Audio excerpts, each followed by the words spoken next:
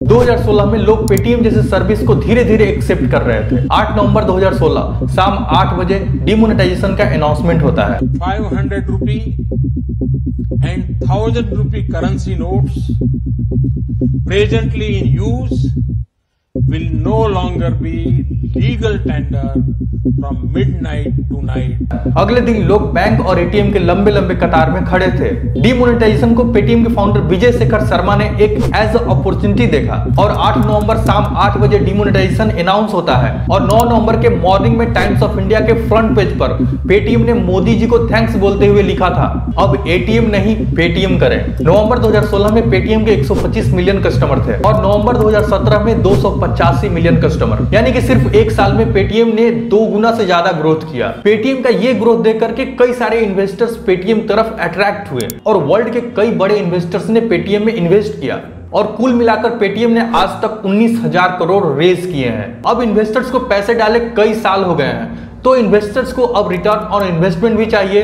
लेकिन नवंबर 2021 में पेटीएम का आईपीओ आता है और लिस्ट होते ही पेटीएम का शेयर लगातार गिरते जाता है। Paytm debuted on the stock markets on Thursday and shares plunged 27% at the Bombay Stock Exchange। अब इन्वेस्टर्स को पेटीएम का क्लेम वैल्यूएशन और एक्चुअल वैल्यूएशन में डिफरेंस नजर आने लगा। पेटीएम एक 10-12 साल पुरानी कंपनी है, लेकिन वो आज भी एक नए स्टार्टअप जैसे कैश बर्न कर रहे हैं।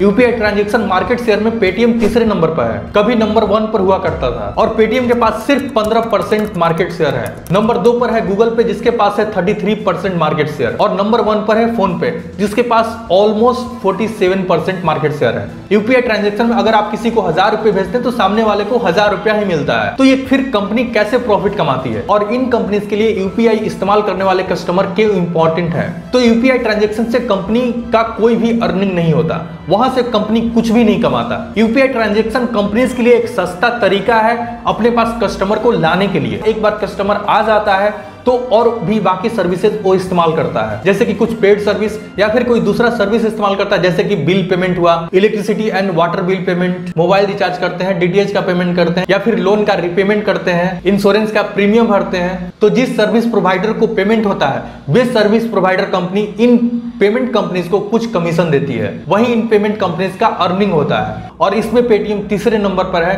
सिर्फ 15% मार्केट शेयर के साथ।